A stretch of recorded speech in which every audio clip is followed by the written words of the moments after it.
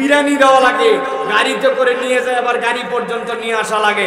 তারপরেও ওই জায়গাতে যাওয়ার পরে দেখা যায় প্যান্ডেলের ভিতরে, মাঠের ভিতরে লোকজন নাই, লোকজন ঘোরাফেরা করে, ঠিক কিনা?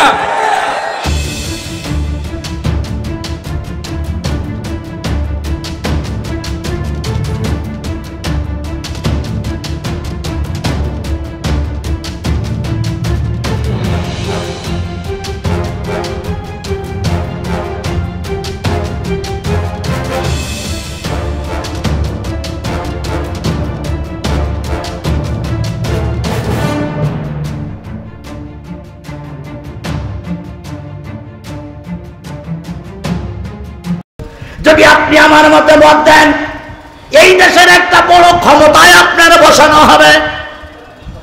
ইমামে আজম বললেন, খলিফা মনসুর, তুমি যে কায়দায় হোক খলিফা হয়েছ, আল্লাহর কসম আমি তোমার সঙ্গে আল্লাহ এবং রসুলের ব্যাপারে কোনো আপোষ করব না। ইমানের পরীক্ষা শুরু হলো। হযরত ইমাম আযম আবু হানিফা রাহমাতুল্লাহ আলাইহি ধমকি দেওয়া হলো, হুমকি দেওয়া হলো, গ্রেফতার করা হবে, আয়না ঘরে রাখা হবে। আয়না ঘরের কথা মনে আছে তো? আয়না ঘরে রাখা হবে। ইমাম আজম আবু হানিফা রাহমাতুল্লাহ আলাইহি বললেন, যতই ধরো গ্রেফতার করো আর আয়না ঘরে জেলখানায় রাখো, আমি আমার কথার থেকে একটু দূরে সরে যাব। তৎকালীন কিছু মৌলবী ছিল, তারা ইমামের সঙ্গে যেই বলল, হুজুর যেহেতু রাষ্ট্রের ক্ষমতায় জালেম, উনার কথা একটু মেনে নেন, লাভ হবে। ইমাম সাহেব বললেন, তোমরা পেশলে হুজুর তোমরা মেনে নিতে পারো, আমি মেনে নিতে পারবো না। আমাদের দেশের নাম পেশলে হুজুর আছে না নাই? ওনারা কি কায়দায় জান্নাত বিক্রি করতেন? আপনি জান্নাতি, তাহলে বোঝা গেল জান্নাত ওনার পকেটে। সেই হুজুরগুলো এখন আর বাংলাদেশে দেখা যায় না।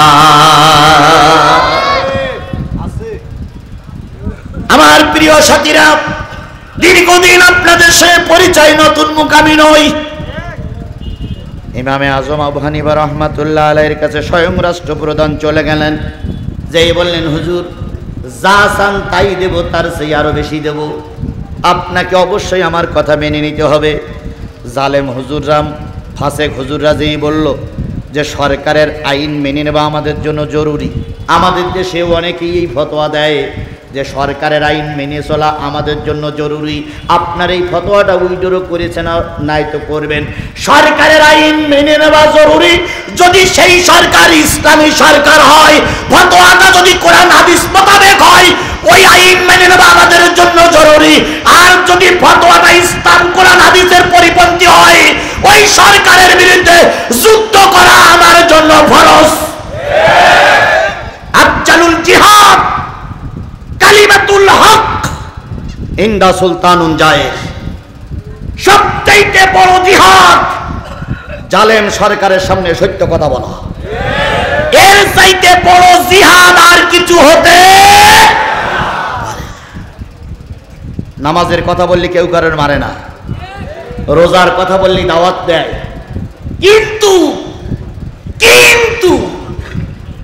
ভোট চোরের কথা বললে জেলে যাওয়া লাগে, ডাকাতির কথা বললে জেলে যাওয়া লাগে, সুদখোরের বিরুদ্ধে কথা বললে জেলে যাওয়া লাগে, মেসওয়াক করলে কেউ বাধা দেয় না, তাহাজ্জুদ নামাজে দাঁড়িয়ে চোখের পানি ফেলাই কাঁদলে কেউ বাধা দেয় না।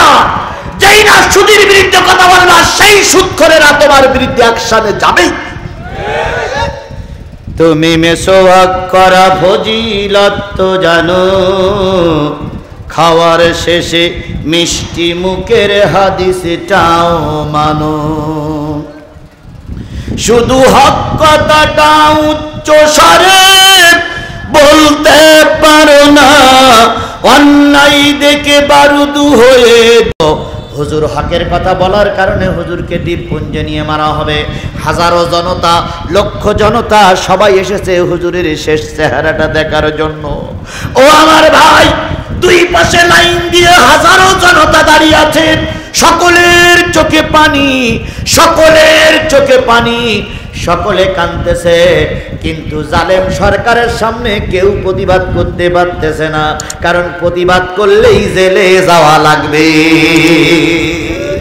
আমরাও দেখেছি বড় হুজুরের মৃত্যু হয়ে গেল, লক্ষ লক্ষ মানুষ জানাজা পড়তে চেয়েছিল, কিন্তু জালেমেরা জানাজাটুকু পর্যন্ত করতে দেয়নি।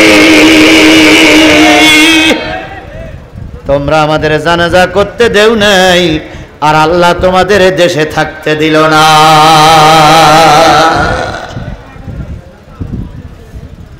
আব্দুল আজিজকে নিয়ে যাওয়া হবে, সবাই দেখতে এসেছে। আব্দুল আজিজের ছোট ছোট 3টে বাচ্চা আছে, 3টা মেয়ে সন্তান আছে, স্ত্রী আছে, 4 জন পরিবারের সদস্য। কয়েক বছর উনি জেলখানায়, সংসারে দারুণ অভাব। ওনাকে নিয়ে যাবে এখন দ্বীপপুঞ্জে, সবাই লাইন দিয়ে দাঁড়িয়ে আছে।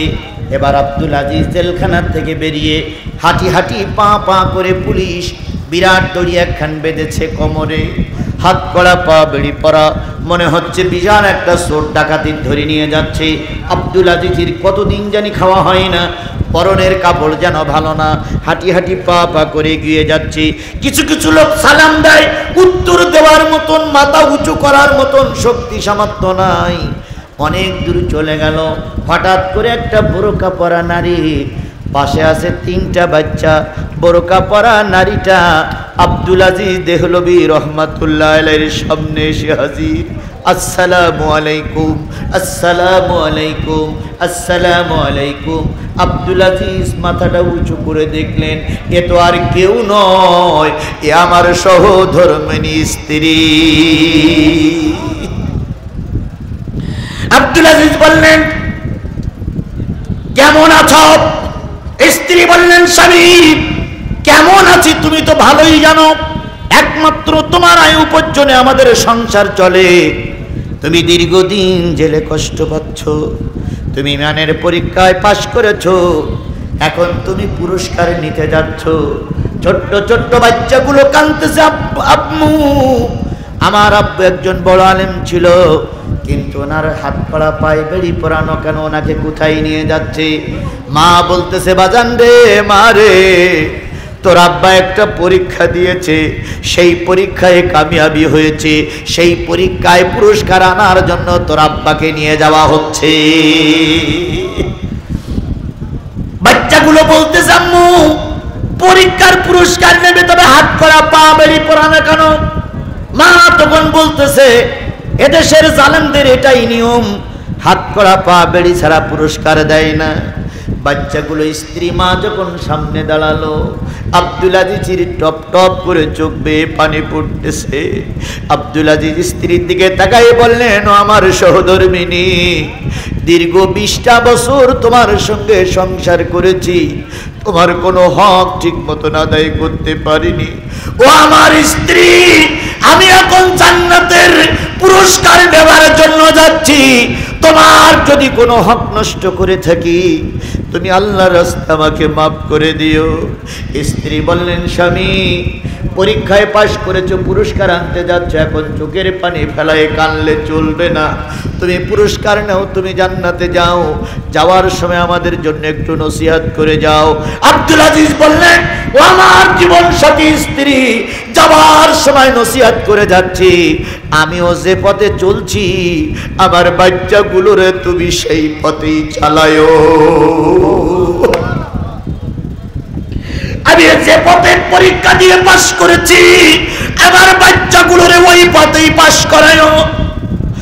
স্ত্রী বলতেছে, স্বামী আমরা তুমি চলে যাওয়ার পর আমাদের কি হবে? কয়, তোমাদের কোনো কিছু চিন্তা করা লাগবে না, আমি জান্নাতের পরীক্ষায় পাশ করেছি, যে মালিক আমাকে পাশ করিয়ে জান্নাতের পুরস্কার নিতে দিচ্ছে ওই মালিক তোমাদের না খাওয়ায় রাখবে না, ওই মালিক তোমাদের কষ্ট দিবে না, আমার বিশ্বাস ওই মালিক তোমাদের শান্তিতে রাখবে। ও আমার মুসলিম ভাইরা, এরকম যদি পরীক্ষা আসে আর ওই পরীক্ষায় যদি আমরা পাশ করতে পারি, আল্লাহ বললেন লা তাখাফু ওয়া লা তাহজানু, তোমাদের কোনো ভয় নাই, তোমাদের কোনো চিন্তা নাই, মৃত্যুর পরপরই আমি আল্লাহ তোমাদের জন্য জান্নাত রেখে দিয়েছি। সেই জান্নাত আমরা চাই কি চাই না? সেই জান্নাত আমরা যেতে চাই কি চাই না? কারা কারা সেই জান্নাতে যেতে চান দুই হাত উঁচু করে আল্লাহরে দেখান। লিল্লাহে তাকবীর, লিল্লাহে তাকবীর। আল কোরআনের আলো, আল হাদিসের আলো। তোমার নেতা আমার নেতা, দুনিয়ার মুসলিম। লিল্লাহে তাকবীর।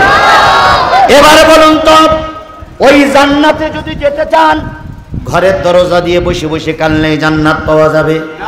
ওই জান্নাতে যেতে গেলে 1 নম্বর শর্ত, আজকের থেকে নিয়ত করতে হবে যতদিন বেঁচে আছি ইচ্ছা করে 1 ওয়াক্ত নামাজ কাজা করব না। পারবেন? পারবেন? নিয়ত করতে পারবেন যে ইচ্ছা করে নামাজ কাজা করব? জামাতে না হলে একা একা পড়বেন, একা একা না হলে পরলোক আদায় করবেন, তবুও নামাজ কাজা করা যাবে। 2 নম্বর, হক এবং সত্য পথে থাকবেন। যারা দুর্নীতি করে তাদের সঙ্গে থাকবো না, দুর্নীতি আমিও করব না।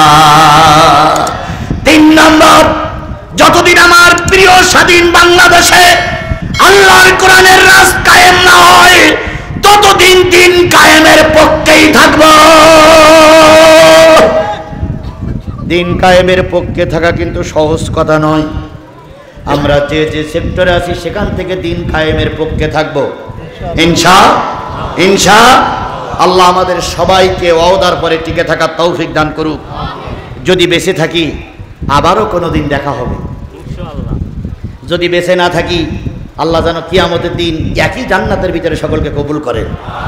আমার জানা মতে আমার নিকটতম প্রোগ্রাম এর মধ্যে আর আছে কিনা আমার জানা নাই, 8ই নভেম্বর কল্যাণপুর লুৎপার হুজুরের বাড়িতে মসজিদে।